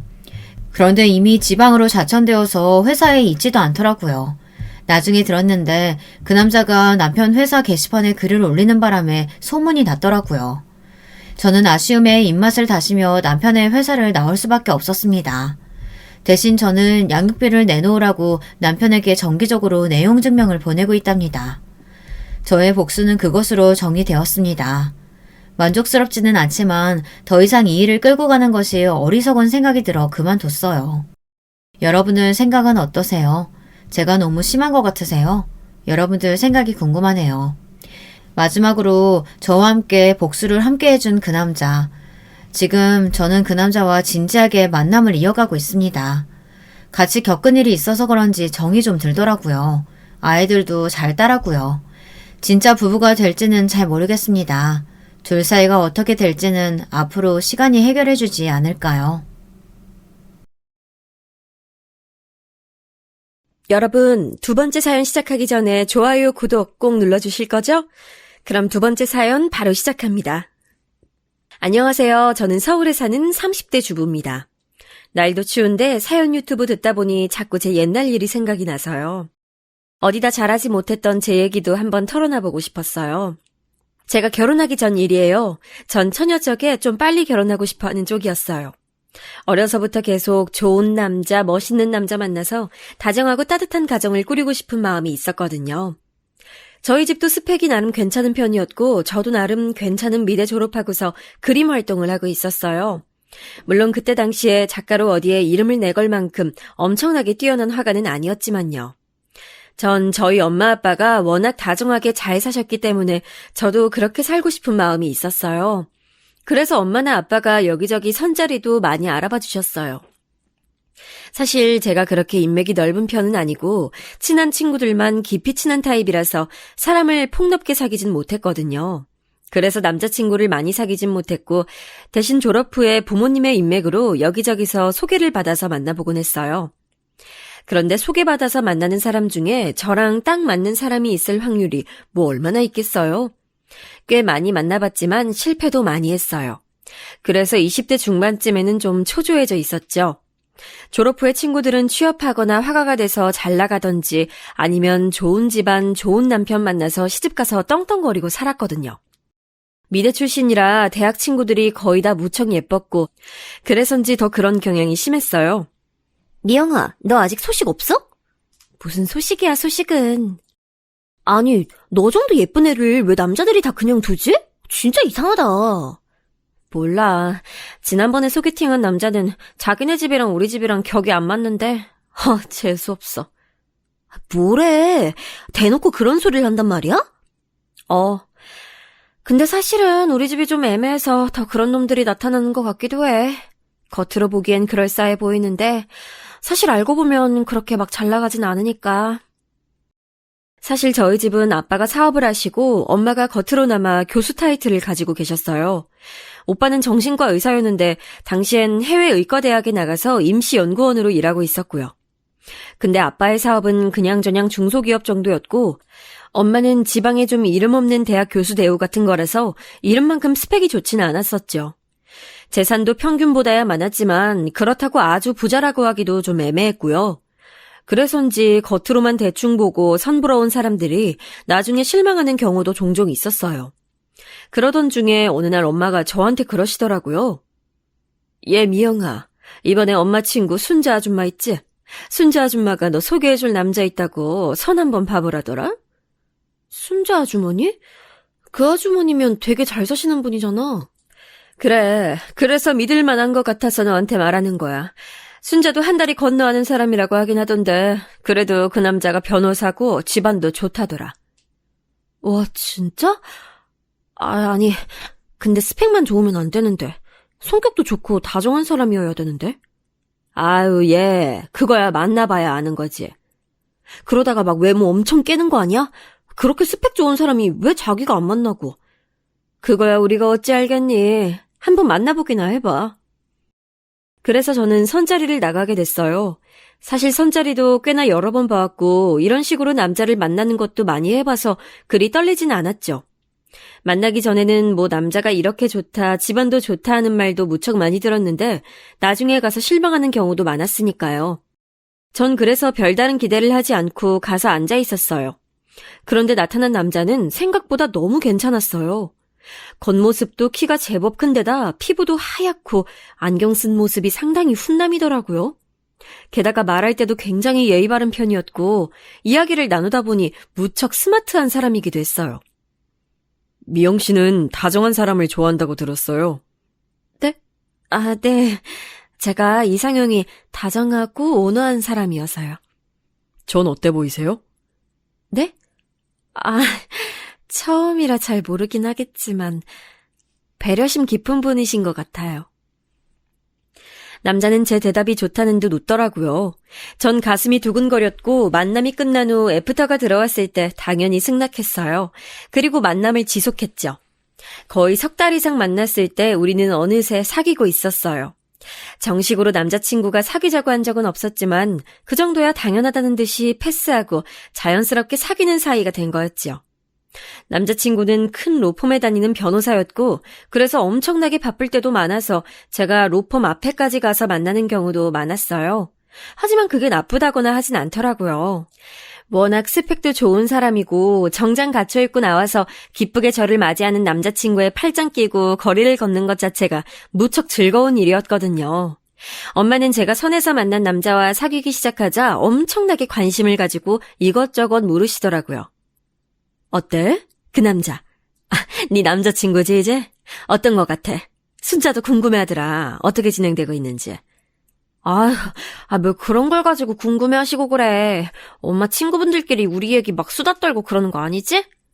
말은 좀 나오지 뭐. 친구 중에 하나가 소개해줬는데 그럼 그걸 어떡하니? 어차피 이 얘기 나올 수밖에 없지. 그래서 그 남자 어떤데? 다정해. 그리고 변호사라서 나한테 돈도 잘 쓰고 말하는 거 들어보면 아주 단정한 사람이야. 나중에 혹시 결혼하면 내가 너무 게으르고 해퍼서 문제되는 거 아닐까 싶을 정도로 그래. 얘는 남편이 좀 딱 부러지는 스타일이면 마누라는 부드러워도 괜찮아. 둘 다 딱 부러지면 그게 오히려 문제되기도 한다 너. 그런가? 그래. 너랑 너 남자친구랑 참 잘 맞나 보다. 결혼해도 잘 살겠네.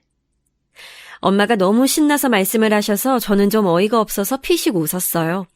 기르는 강아지를 품에 안고서 엄마한테 타박을 하듯이 말했었죠. 사귄 지 석 달밖에 안 됐는데 무슨 결혼이야 엄마. 너무 앞서가지 마. 무슨 소리야. 지금 순자가 니네 결혼 언제 하냐고 하던데. 순자 아주머니가?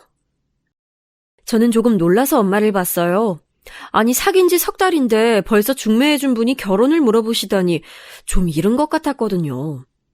그래. 왜 네 남자친구 순자가 한 다리 건너 아는 사람이라고 했잖아. 고향에서 순자가 건너 아는 사람이었는데 그 사람이 네 남자친구 집안을 잘 아는데 그 집안에서 빨리 결혼하라고 그렇게 성화래. 남자는 빨리 결혼해야 안정되는 거라고. 아, 그렇구나. 하긴 부모님들이 결혼하라 말씀하신다고 지난번에 수치듯이 얘기하긴 했어.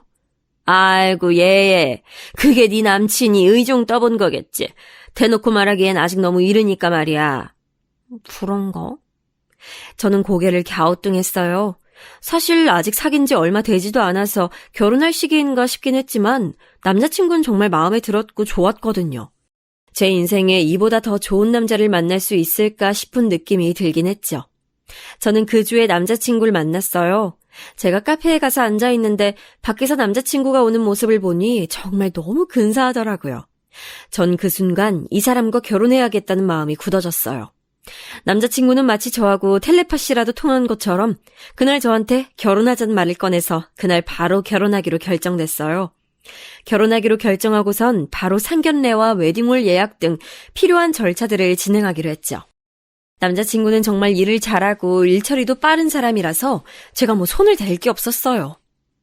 참, 오빠는 섬세하기도 하고, 어떻게 하다가 여태 결혼을 못한 거예요? 남자친구는 저보다 4살 위였어요. 딱 30이 되는 나이였는데 그때까지 이런 사람이 결혼을 하지 않고 있다가 중매로 저한테 온 게 이상할 지경이었죠. 글쎄, 여태 사귄 여자친구들이 그렇게 좋은 사람이 아니었거든. 다들 내가 마음에 들지 않기도 하고. 나도 그 사람들하고 사이가 좋아지질 않았고 그래서였던 것 같아. 신기하다. 오빠 성격이 이렇게 좋은데. 게다가 솔직히 오빠네 부모님도 굉장하시잖아요. 남자친구네는 사실 아버님 쪽보다 어머님 쪽이 더 스펙이 좋은 분이었어요. 어머님은 의사셨는데 어느 병원 부원장으로 재직 중이시더라고요. 아버님은 예전에 회사 중역이셨다는데 건강이 안 좋아서 일을 그만둔 지 오래라고 하셨고요. 남자친구는 어깨를 으쓱하며 웃더라고요. 나도 잘 모르겠어. 이렇게 된 것도 사실 인연이지 뭐. 결혼같이 중대한 일이 사람 마음대로 안 되는 경우가 무척 많잖아. 그건 그렇죠, 사실. 납득이 가는 말이었죠. 그리고 곧 남자친구는 먼저 저희 집에 인사를 하겠다며 선물을 들고 찾아왔어요. 엄마 아빠는 처음으로 딸내미가 데려간 남자친구를 본다고 잔뜩 긴장하고 계시다가 남자친구와 식사를 하고서 마음에 드셨는지 얼굴에 웃음꽃이 활짝 피셨더군요. 저도 그 모습이 무척 만족스러웠어요. 아유, 한우까지 사오고 말이야. 우리 예비 사위 덕을 많이 보네? 아닙니다, 장모님. 웨딩홀 예약이 겨우 6개월도 안 남았는데요. 미리 찾아뵀어야 했는데 제가 일이 너무 바쁜 바람에 죄송합니다. 안 그래도 돼. 어쩜 이렇게 순자가 좋은 청년을 소개해줬을까? 남자친구는 부모님과 능숙하게 대화하면서 웃었어요. 과연 로펌 변호사라 대화하는 일이 많아서 그런지 부모님 대하는 것도 아주 익숙하더라고요. 약간 변호사가 고객 대하는 정중함이 느껴지긴 했지만요. 우리 미영이도 시댁에 인사드리러 가야 할 텐데 저게 너무 어려서 잘할지 모르겠네. 아닙니다. 상견례 전에 미리 스트레스 받을 필요 있나요? 며느리 되는 분들이 시댁 때문에 얼마나 많이 스트레스 받는지 저도 조금 알긴 하는데요. 그래도 먼저 인사를 해야 하지 않을까? 아닙니다. 제가 이미 어머니 아버지께 말씀드렸어요. 상견례 할 때 처음 뵙게 될 거라고요. 그리고 결혼하고 나서도 가능하면 시댁하고 접촉을 줄이긴 할 겁니다. 어머, 참 좋은 남편이다, 정말. 미영아, 너 정말 남편감 하나 잘 얻었어.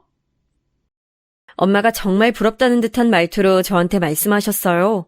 저도 남자친구가 너무 믿음직하고 좋아서 얼굴이 빨개졌죠. 그리고 그날 저는 남자친구한테 제 방을 구경시켜줬어요. 제 방에는 기르는 강아지가 자고 있었죠.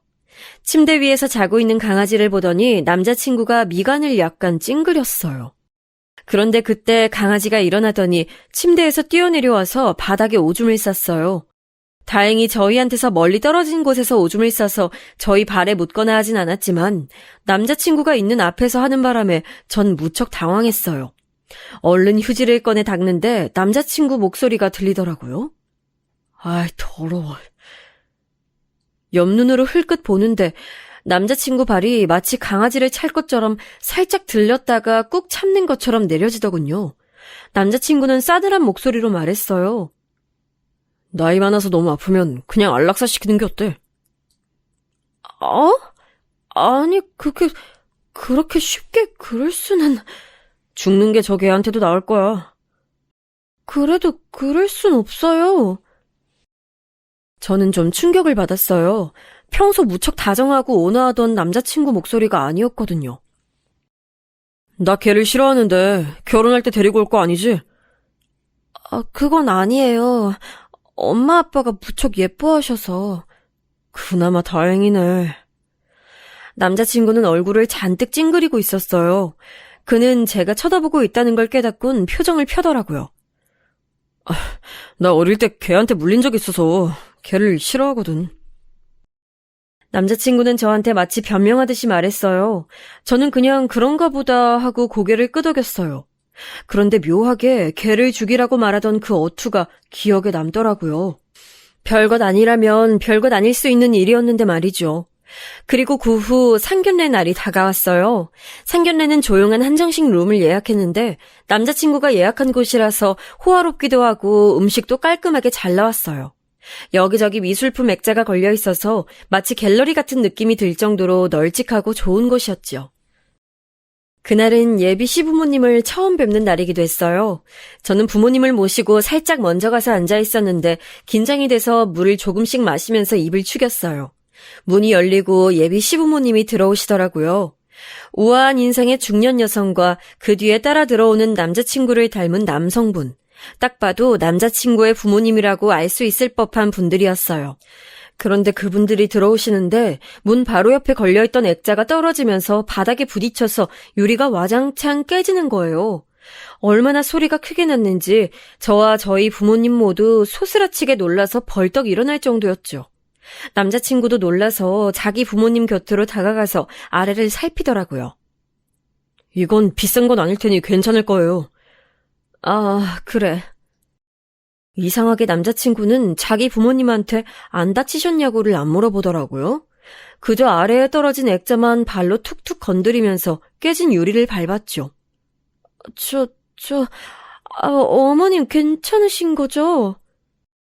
전 그냥 있을 수가 없어서 머뭇거리면서 여쭤봤어요. 예비 시어머니는 저를 보시더니 부드럽게 웃으시면서 괜찮다고 걱정 말라고 하셨어요. 상냥하네요. 괜찮냐고 물어봐주기도 하고. 당연하죠, 어머님. 액자야 떨어진 건 어쩔 수 없고 다치지 않는 게 제일 중요하잖아요. 시어머니는 미소를 지으셨지만 어딘가 피곤해 보였어요. 뒤에 서 있던 예비 시아버지는 자기 아내가 다쳤는지 말았는지도 관심을 안 가지고 있더라고요. 인상은 무척 좋고 오히려 남자친구보다도 잘생긴 분이었는데 예비 시어머니하고 묘하게 겉도는 느낌이었어요. 아, 그때 혹시 두 분 사이가 안 좋으신가 하는 생각이 들더라고요. 왜 그런 집안들 많잖아요. 겉으로는 멀쩡해 보이는데 겉으로만 멀쩡하고 안으로는 골물대로 골마서 서로 중내사내하고 싸우고 사는 집이요. 저는 눈치를 보면서 엄마한테도 흘낏 눈으로 말했어요. 엄마도 뭔가 느낀 게 있는지 고개를 살짝 끄덕이시더라고요. 상견례는 평범했어요. 예비 시어머니는 전반적으로 저희 집에 호의적으로 말씀하셨고 무엇보다 아들이 결혼한다는 사실에 굉장히 기뻐하시는 것 같더라고요. 우리 며느리들 아이한테 오빠가 있다고 들었는데 오늘 그분은... 아, 그 애는 정신과 의사인데 지금 해외 대학에 임시로 나가 있어요. 아마 올해 내로 들어오긴 할 텐데 결혼식에 맞출 수 있을지는 잘 모르겠네요. 안 된다고 해도 들어오라고 해야죠. 아들이 사부인 말을 잘 듣나 보네요. 그럼요. 안 들으면 제가 가만두나요. 좋으시겠어요. 저희 아들은 정말 말 안 듣는데. 아유, 이서방이야 말을 듣고 말고 할 게 뭐 있을까요? 저렇게 훌륭한 청년인데요. 엄마가 진심을 담아서 그렇게 말씀하시는데 시어머니의 얼굴이 묘하게 어두웠어요. 곁에 앉은 예비 시아버지는 저희한테 별 관심도 없으신 것 같고 남자친구는 그저 웃기만 하고 있었고요. 전 아무리 생각해도 이 가족들 사이에 감도는 분위기가 좀 이상하더라고요. 가뜩이나 예비 시부모님이 들어오실 때 액자가 떨어진 게 너무 마음에 걸리는데 이렇게 가족끼리 분위기가 이상하니 더 기분이 좋지 않았어요. 하지만 그렇다고 해서 정말 딱 안 좋은 뭔가가 있진 않아서 트집을 잡기도 어려웠어요.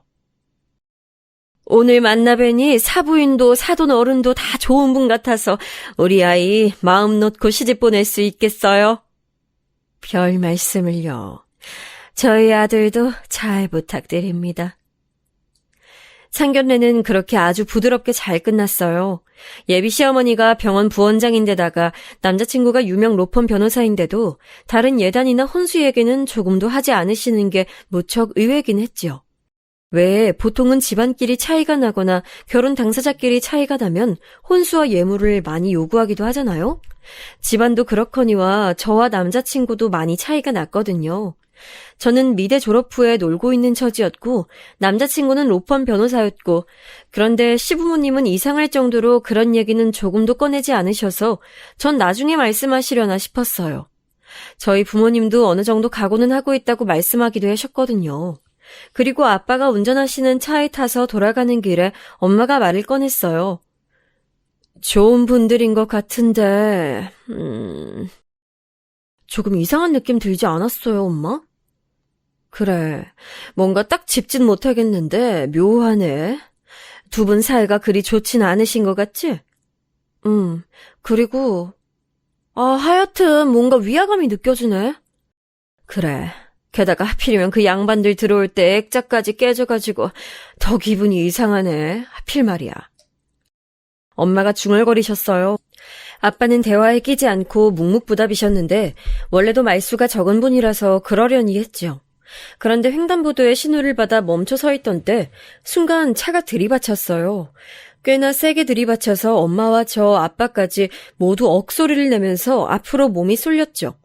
쾅 소리가 나면서 차가 앞으로 확 밀려나갈 정도였으니까요. 다행히도 횡단보도에 지나가는 사람이 없었으니 망정이지 아니었다면 사람이 치여서 다칠 수도 있는 상황이었어요. 상당히 심하게 받쳤기 때문에 저희는 한참이나 정신을 못 차리고 뒷목을 주물렀어요. 아빠가 제일 먼저 정신을 차리시고서 바깥으로 나와봤더니 차 뒤가 엄청나게 찌그러졌다고 하시더라고요. 아빠는 그 자리에 서서 보험사와 경찰을 불렀고 덕분에 집으로 돌아가는 길은 한참이나 지체가 됐어요. 뒷차 운전자가 졸음운전을 해서 서 있는 우리 차에 대고 그냥 갖다 박은 거라 우리 과실은 아예 없었다는 게 그나마 다행이긴 했죠. 덕분에 저희는 때 아닌 병원 신세를 졌어요. 엄마 허리가 원래도 안 좋으셨는데 차가 받치는 바람에 더 안 좋아졌고 저도 목이 아프더라고요. 다음날 병원에 가서 나란히 물리치료를 받는데 좀 어처구니가 없었어요. 좀 이상하지 않니? 엄마가 조용히 침묵하다가 꺼낸 말이 딱 제 심정을 대변하더라고요. 그렇지, 엄마. 엄마는 한숨을 푹 쉬셨어요. 예비 시부모가 들어오는데 액자가 떨어져 깨지질 않나. 돌아오는 길에 우리 잘못은 하나도 없이 차 사고가 나질 않나. 예. 엄만 좀 이상하다, 정말. 좀 불안한 건 사실이야. 너 결혼 조금만 미루자. 미루라고? 그래. 우리 다친 거 핑계 삼아서 좀 연기해. 사실 너 이대로는 지금 잘 서 있기도 힘들잖아. 엄마도 그렇고. 그건 그래. 사실 결혼식 때까지 기다리면 당연히 나을 정도의 몸 상태였지만 결혼식을 연기할 핑계가 되기에도 충분한 건 사실이었어요.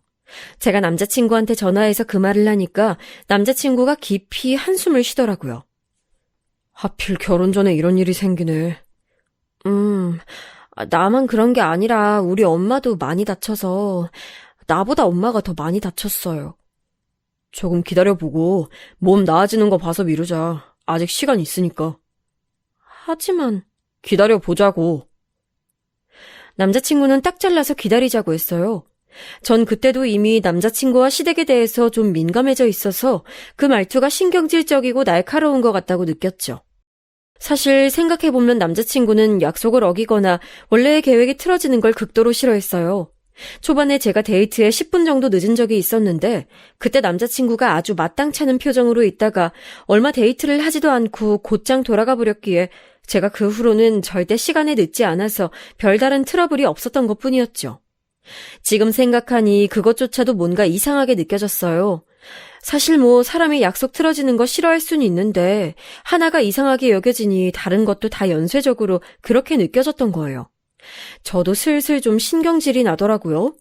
물론 남자친구도 남자친구의 집안도 모두 저희 쪽보다 좋았지만 그렇다고 제가 무조건 숙이고 들어가야 하냐면 그건 또 아니잖아요.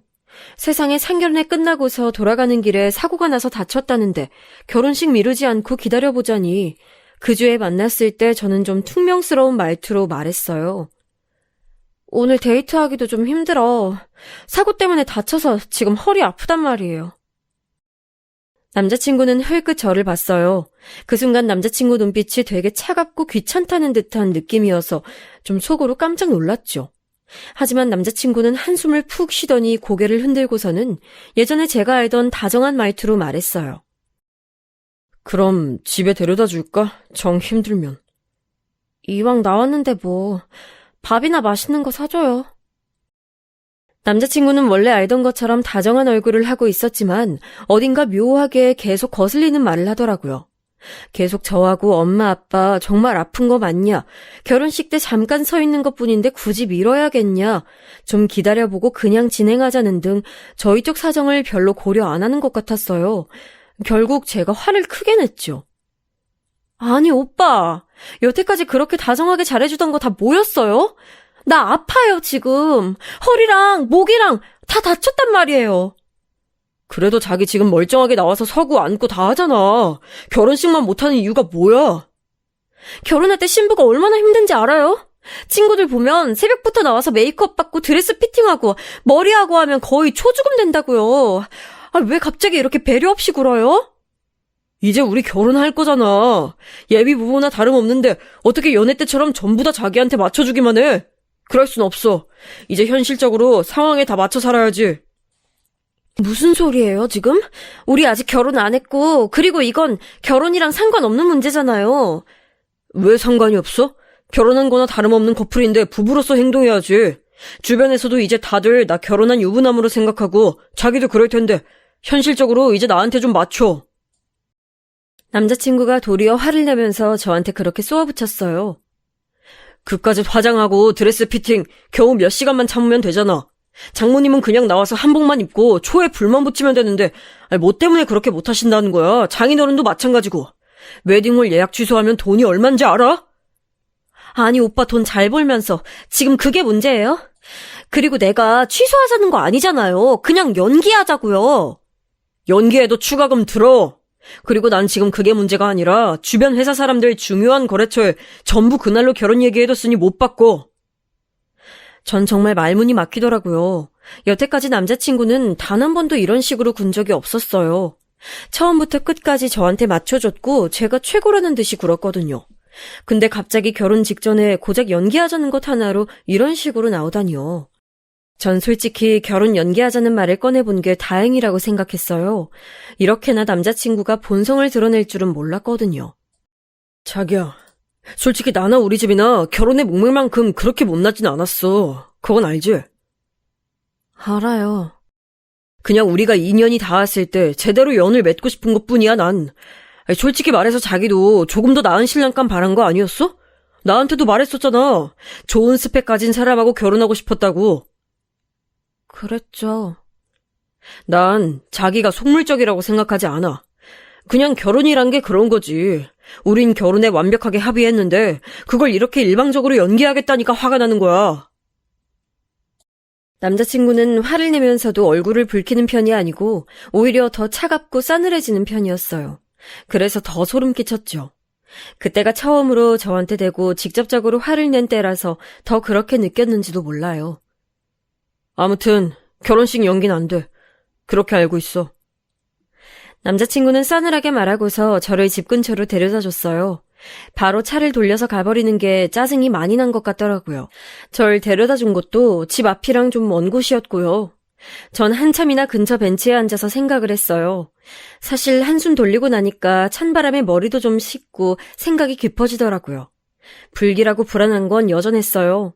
예비 시부모님이 들어올 때 떨어지던 액자, 상견례에서 돌아올 때 난 교통사고, 게다가 결혼 연기를 말하자마자 화를 내기 시작하는 남자친구까지. 하지만 남자친구의 말대로 남자친구도 시댁도 저나 저희 집에는 과분하긴 했어요. 만약 지금 이 남자를 놓친다면 정말 다시는 이런 사람을 만나지 못할지도 모를 일이었죠. 걸어서 집으로 들어와서 엄마한테 풀이 죽어서 이런저런 얘기를 했죠. 엄마도 고민이 많은 얼굴이었어요. 그리고 그 다음 주였을 거예요.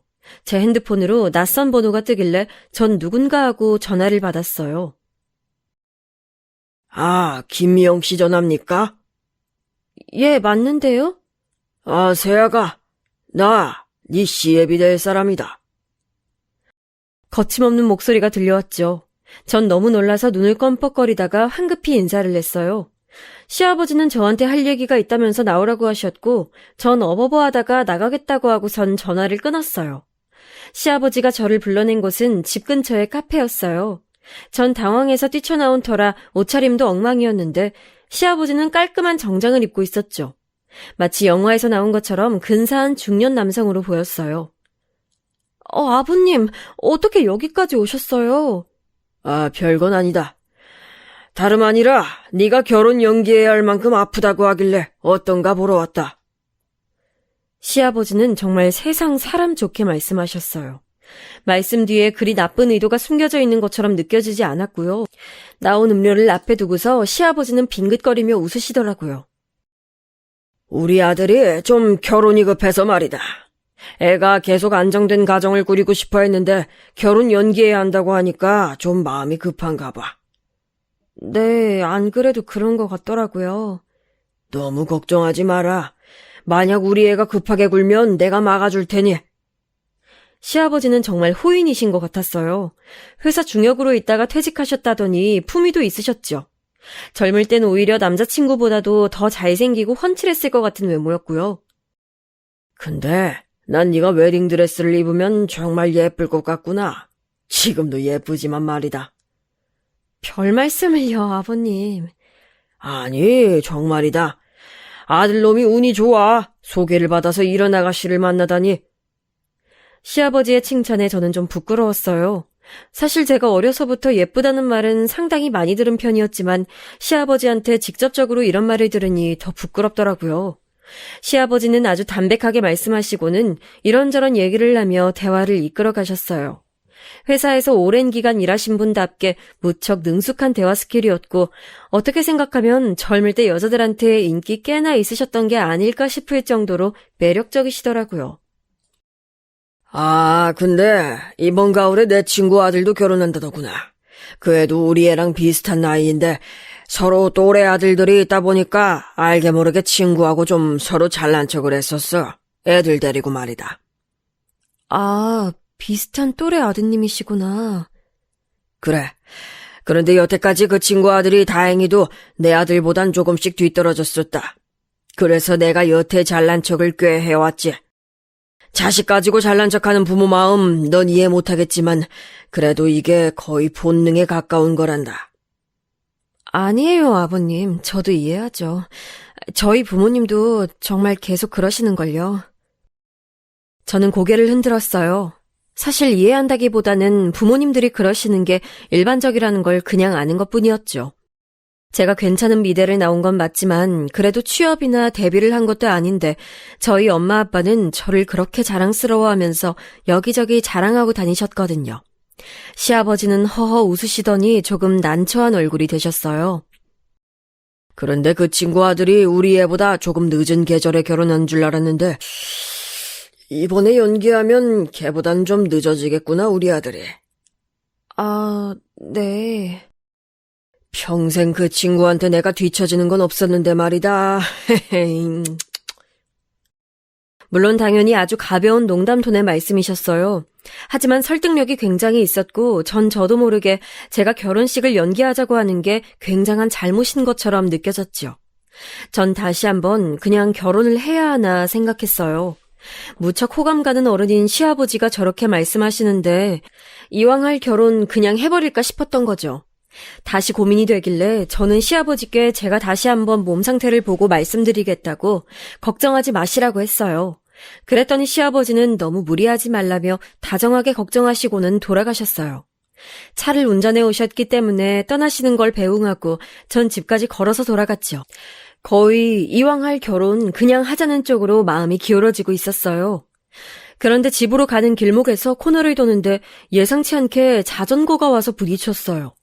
다행히도 세게 달리던 자전거가 아니라서 크게 다치진 않았지만 전 발목을 접지르면서 넘어졌죠. 아주 심하게 접지른 건 아니었어요.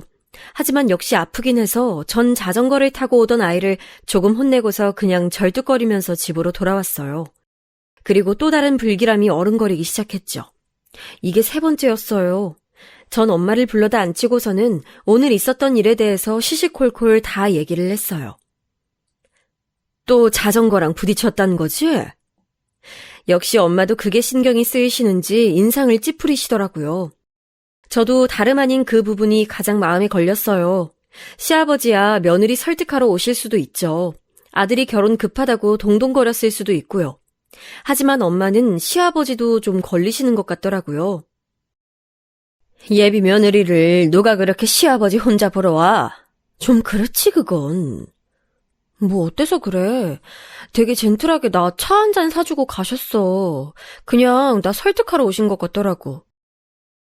너 뭔가 그냥 넘어간 것 같은 분위기다? 뭐 되게 말씀 설득력 있게 잘하시더라고요. 분위기도 너무 좋으시고. 그게 이상하다는 거야. 너 얼마나 너 자신이 고집센지 알긴 알지?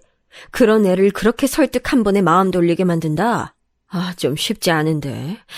제대로 된 희대의 사업가 아니면 사기꾼일 것 같은데.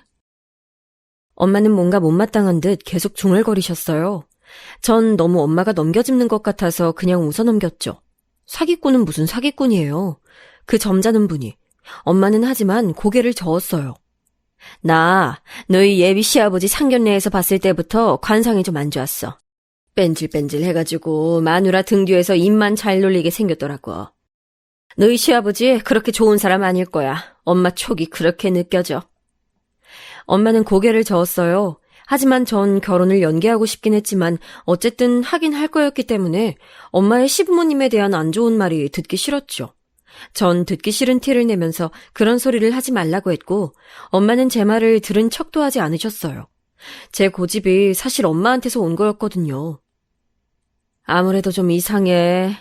내가 순자한테 좀 전화해서 자세하게 좀 알아봐야겠다. 순자 아주머니? 하지만 아주머니도 잘 모르신다며. 건너 소개받은 거라. 그래도 한번 물어봐야지 자세히. 내가 스펙 좋은 거랑 집안 좋은 것 때문에 정신이 팔려서 제대로 물어보지도 않았다. 그런 걸 뭐 물어봐. 어차피 결혼할 건데. 아니야, 이건 엄만 잘 모르겠네. 그러고서 엄마는 곧장 순자 아주머니한테 전화를 했어요. 제 앞에서 전화하는 거라 제가 엄마 말을 다 들을 수가 있었어요. 여보세요? 순자니? 그래, 잘 돼가고 있어. 근데, 우리 딸내미 결혼하는 그 집안 말이야. 그래, 그 이씨 집안. 시어머니 될 자리가 그 병원 부원장인. 혹시 그 집안에 대해서 더 아는 거 없어? 그럼 누구한테서 소개받은 거라고 했지? 그래, 고향 친구 희영이. 그래. 걔도 또 부탁받은 거라고? 한참이나 얘기가 길어졌어요. 원래 순자 아주머니는 우리 엄마하고 같은 고향 출신인데 엄마는 고향에서 빨리 떠나왔고 순자 아주머니는 계속 오가면서 살고 계셨죠. 그래서 순자 아주머니가 말하는 그 친구를 엄마도 아시는 것 같았어요. 걔가 그러니까 박명희? 걔가? 순간 엄마가 좀 놀라시더라고요. 엄마는 잠시 가만히 있다가 알겠다고 말씀하시고서는 끊었어요. 왜 엄마? 맨 처음에 말 꺼낸 게 박명희라는 고향 친구라는데 걔가 너희 외가에서 식모살이 하던 애거든. 식모? 그래, 엄마 어릴 때까지만 해도 시골엔 식모가 있었어. 근데 우리 집에서 물건 훔쳤다가 너희 외할아버지한테 호되게 혼나고서 집으로 돌아갔었거든. 어머... 걔가 왜 이 집을 우리 집에 소개해주라고 했지? 엄마는 고민에 고민을 거듭하시더라고요. 저도 그 말을 듣고 보니 뭔가 섬뜩해졌어요. 아니, 옛날 옛적 엄마하고 그리 좋지 않은 인연이 있었던 분이 왜 갑자기 우리 집에 남자를 소개해주라고 했을까요? 엄마는 다시 순자 아주머니한테 전화를 하고 고향 친구들에게 전부 전화를 돌리면서 그 박명희라는 분에 대해서 알아보기 시작했어요. 엄마는 옛날 수첩까지 꺼내다 놓고 정말 몇십 년 만에 연락하는 친구한테까지 전화를 했죠. 그러다가 어떤 친구분하고 통화하는데 드디어 실마리를 잡았다고 하시더라고요. 엄마가 말씀해주신 통화 내용이 이랬어요. 너 혹시 명희 기억하니? 박명희. 알지. 걔 우리 동네 빌라 반지하에 사는데. 어머, 그래? 지금 걔 어떻게 사니? 여기저기 파출부로 다녔었는데, 중매일도 하는지 이상한 자리 가져와서 여기저기 고향 애들한테 선보라고 들이대고 다니는 모양이더라. 이상한 자리? 나한테도 결혼 정년기 아들, 딸 없냐고 하고, 좀 곤란한 자리들 가져와서 들이대나 봐. 집은 잘 사는데 하자 있는 사람들이 있잖니. 지능 좀 떨어지거나 자폐하거나. 그래, 그렇구나. 혹시 최근에 뭐 그런 집 자리 들이민 건 없었어? 왜 없겠니? 우리 집에 아직 대학도 졸업 안 한 딸 있거든? 둘째인데 애가 좀 예뻐. 그랬더니 무슨 변호사 사위 볼 생각 없냐는 거야. 근데 이쪽 고향 친구들 사이에서는 소문이 싸하게 났었거든. 걔가 들이미는 자리들 다 하자 있다고. 그래서 대체 무슨 소리냐고. 그 집은 또 어떤 집이길래 그러냐고 내가 막 쪼아댔어. 그랬더니? 내가 솔직하게 말해주면 결혼 생각해보겠다고 했더니 결국은 박명희 걔가 술술 불더라고. 집안은 진짜 좋다면서 엄마가 무슨 병원 원장이라나 부원장이라나. 근데 걔네 아빠가 아주 폭탄이더라, 폭탄. 폭탄? 무슨 사기 전과가 3개인가 되고 무슨 별거 다 있었어. 전과가 10손가락으로도 셀 수 없더라. 그 집 엄마가 아들 결혼할 때까지만 그 아버지하고 살고 그 이후에는 이혼해버린다고 아주 벼르고 있나 봐. 그 애비도 그 의사 엄마하고 허구한 날 싸워서 제발 이혼하자고 난리인 상태고 아들이 결혼하고 이혼하면서 유산 물려주고 그 엄마는 미국 가버릴 건가 봐. 세상에. 그래, 그런 자리를 들이밀더라. 얘, 너도 조심해. 넌 그래도 지금 서울 간지 워낙 오래돼서 명의가 잘 모르겠지만 언젠간 너한테도 낚시 들어갈 수 있어. 그래. 걱정해줘서 고마워.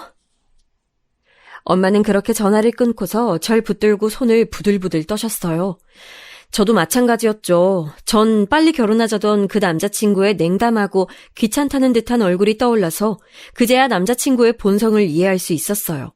엄만 하마터면 본인의 인간관계 때문에 저를 정말 인간 말종 집안에 넘길 뻔했다는 사실에 머리카락이 쭈뼛 서셨다고 해요. 저는 엄마하고 붙들고 결혼하기 전에 이런 상황을 알게 돼서 천만다행이라고 생각했죠. 그제서야 예비 시아버지가 그렇게나 말도 잘하고 설득력 있게 사람을 꼬여낼 수 있는 이유를 알겠더라고요. 저희가 너무 황망해서 어쩔 줄을 모르고 있을 무렵 오빠가 미국에서 돌아왔어요. 저 결혼 얼마 남지 않은 시기에 일부러 맞춰서 왔다고 하더라고요. 한국에서 좀 쉬기도 하고 제 결혼도 보고 다시 나가려고요. 그런데 저랑 엄마가 그간 있었던 일을 오빠한테 매달려서 말하니까 오빠가 자세히 남자친구에 대해서 물어봤어요. 제가 이런저런 일들을 막 두서없이 말하니까 오빠가 그러더라고요. 사이코패스까진 아니어도 공감 능력이 많이 부족한 사람인데? 너 그 사람하고 절대 결혼은 안 된다. 결혼 안 되지, 못하지. 솔직히 너 약간 미련 있지? 다 그만둬. 가만 들어보니까 네 남자친구 그 아버지 성향 그대로 물려받았나 보다. 지금이야 로펌 소속 변호사니까 얌전하지만 나중에 무슨 큰 범죄에 가담할지 모르는 사람이야. 오빠는 정신과 의사라기보다는 제 윗사람다운 태도로 충고했어요. 사실 오빠의 말대로 저는 정말 마지막 미련이 약간 남아있었거든요. 하자가 있는 것은 시아버지와 집안 쪽이니까 남자친구는 그냥 그 집안에서 태어난 죄밖에 없는 거니까 괜찮지 않을까. 대형 로펌 변호사를 내가 또 어떻게 만나나. 그리고 남자친구가 처음에 보여줬던 그 다정함과 배려가 사실 그 사람의 진짜 일면일 수도 있지 않나. 그런 생각들로 머리가 복잡했어요. 하지만 오빠의 그 말을 듣고서 그제야 이 결혼 진짜 하면 안 되겠구나라는 생각이 들더라고요. 사실 시아버지의 그 범죄자 성향이 유전을 통해 물려지지 않았으리라는 보장이 없잖아요. 게다가 그동안 남자친구가 보여줬던 모습들도 충분히 불안했고요. 제 인생을 그렇게 불확실한 것에 걸 수는 없었어요. 전 큰맘 먹고서 남자친구한테 직접 파혼을 말해보려고 했어요. 하지만 엄마가 극구 반대를 하시고 아빠를 찔러서 아빠한테 직접 저쪽 시아버지한테 말하라고 했죠. 어리고 여자인 제가 말하면 남자친구가 무슨 반응을 할지 모른다면서요.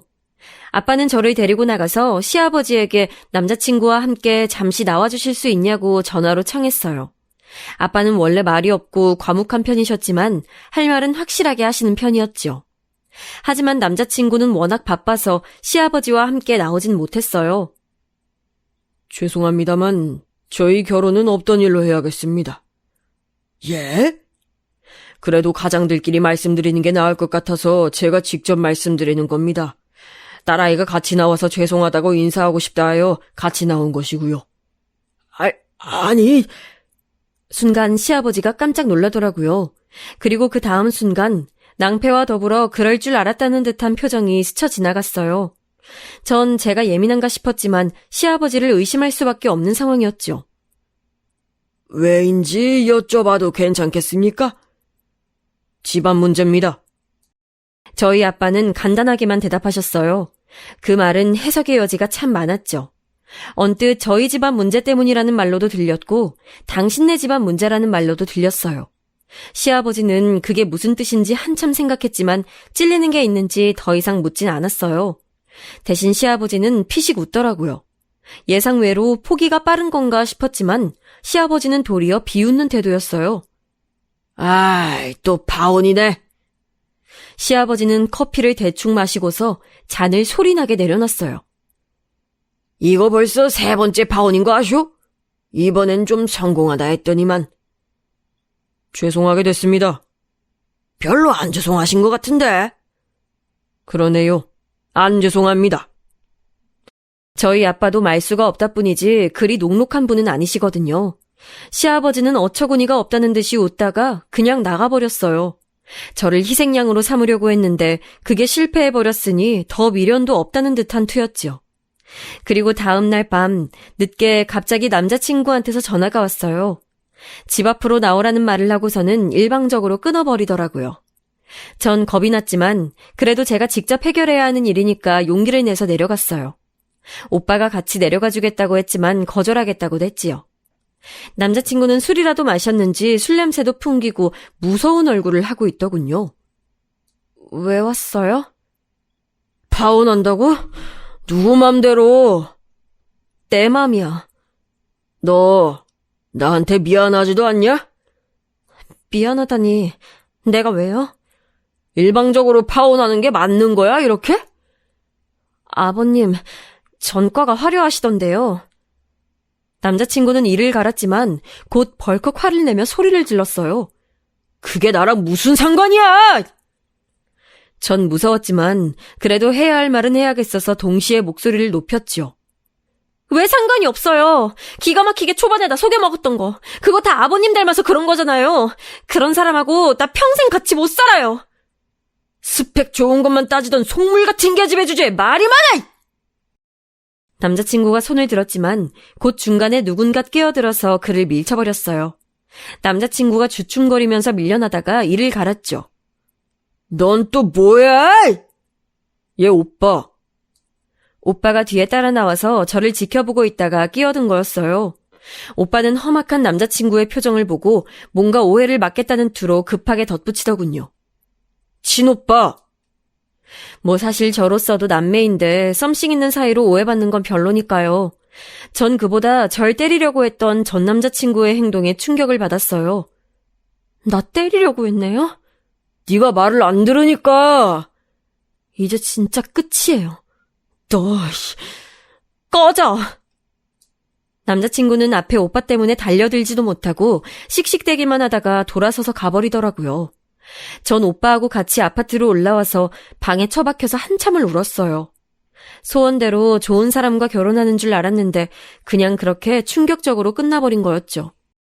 그 후로 전 남자친구한테선 전혀 연락이 없었어요. 마치 아예 있지도 않았던 사람처럼 사라져버렸죠. 뒤늦게 사정을 알게 된 순자 아주머니가 엄마한테 미안하다고 극구 사과를 한 것만 빼면 마치 없었던 일 같았어요.